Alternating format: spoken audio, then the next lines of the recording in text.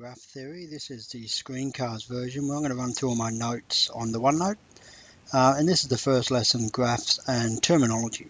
Now a couple of things first, you'll note here that there is a little lightboard sign. On your OneNote there is access to lightboard videos of me standing in front of some glass doing similar things, so it might be worth visiting those. If you don't have these in your section of the OneNote, just go to my classes section because I did make them a little bit later than I'd hoped, so they may have only been added to my section. Secondly, this whole topic, I'm going to do 7 videos. It's going to cover the whole chapter of chapter 10 from the Cambridge text we're using. It's not going to involve a great high level of mathematics, but it does involve a lot of definitions. So that's probably going to be the main thing to come out of this. We've kind of deliberately not put together a page of definitions. Cambridge has a bit of a summary at the end of the exercise, at the end of the chapter. But realistically, the best thing for you to do would be to create your own list of definitions. And use that then, and in the creation of that you will find that you gain more than the actual having a list. So anyway, without further ado, let's move on. So graphs and graph theory is a new area of math for you, and we're going to talk about some of the terminology in this lesson. So first of all, here's a graph. I'll just zoom out to get everything in. So I've got a graph here with 5 vertexes or vertices, and they are labelled A, B, C, D and E, as you can see. And in different colours I've labelled different things. So we've just talked about the fact that these are vertices. A and C are 2 examples I've pointed to. And if you connect 2 vertices, as we have here, with a line, this is called an edge. We'll be referring to an edge. If a vertex is connected to itself, like that, with a single edge, this is called a loop. So now we have a definition of a loop. The degree of a vertex is how many times an edge connects to it. So the degree of vertex C is 2, and we say degree C equals 2. So just keep that in mind as we're working through, because that's going to be an important feature of what we're doing. So let's have a bit of a look at the graph above and answer this. How many vertices are there? I'll just zoom out a little bit. Well, I can see that A, B, C, D, E, there are 5 vertices. And how many edges are there? 1, 2, 3, 4, 5, 6. There are 6 edges. How many edges connect to B and D? So the edges that connect B and D, which I'll do in green highlighter here, this one and this one here. So there are 2 edges that connect B and D.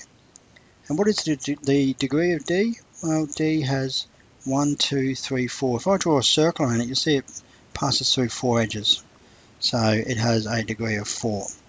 And there's the answers to those questions.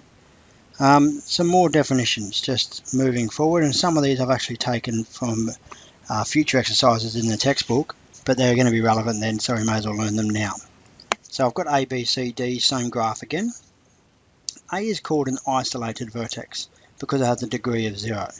So if it's out by itself and it can't be reached, it's an isolated vertex.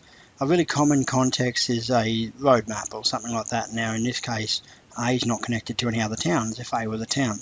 A maybe is just a town and an island or something like that. Now we have C, B, D, C.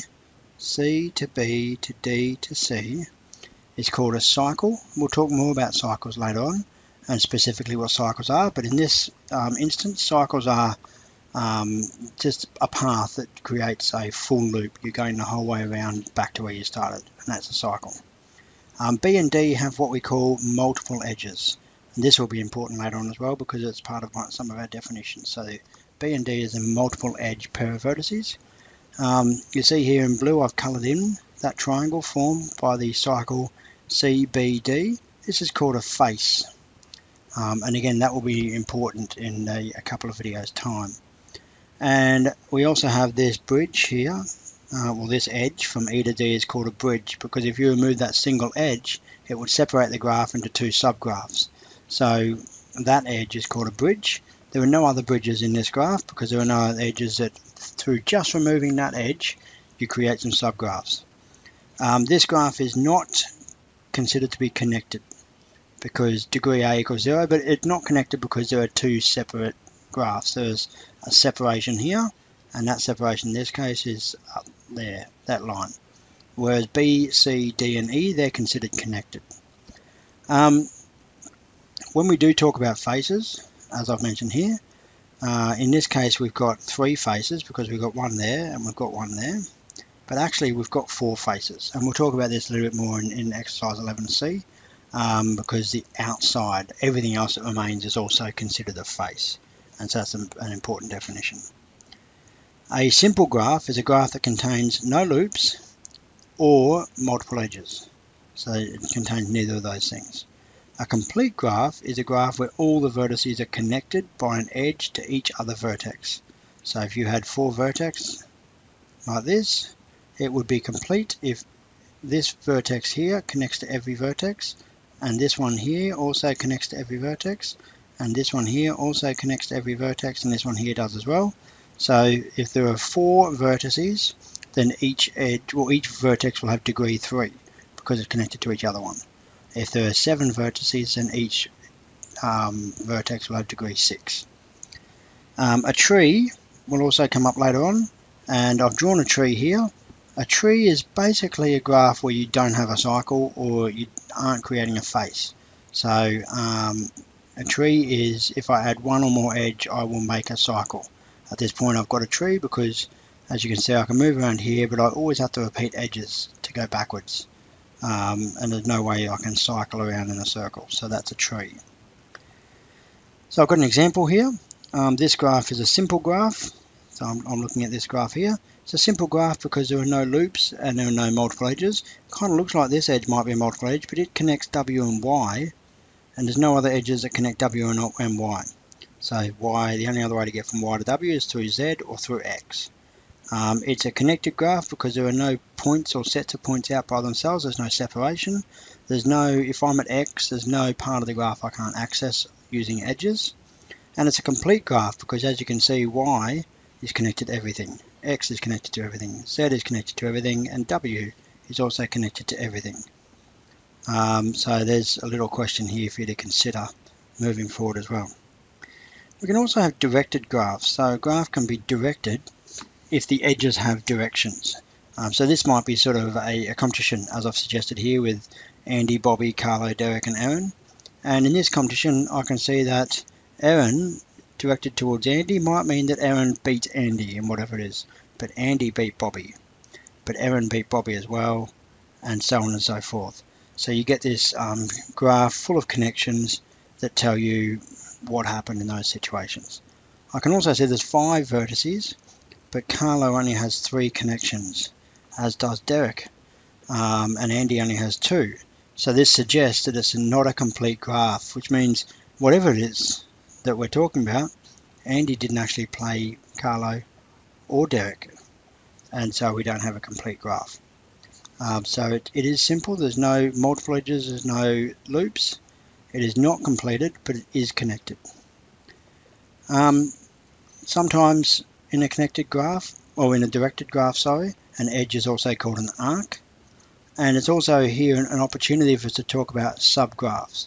So this is not true of only directed graphs. You can have subgraphs of undirected graphs, but a subgraph is part of the graph. So you can see here I've taken part of the graph out, just the Bobby, Carlo, Derek part, and their connections to each other. And of course this can be drawn like this as well. So we've got these directions. Derek is directed towards Carlo, and in my new graph down here, Derek is directed towards Carlo, Bobby is directed towards Carlo, as you can see here, and Derek is connected towards Bobby. And so they actually match. They're called equivalent graphs, or, as we'll introduce later on, isomorphic graphs, but we'll get there. Anyway, that's exercise 11A and the ideas from 11A.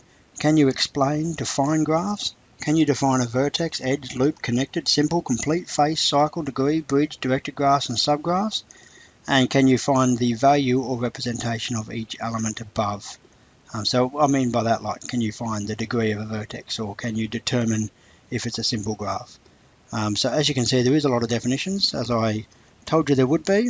It'd be worth taking some time now just to go back through the video, or access your textbook to have a look and make sure you understand those definitions.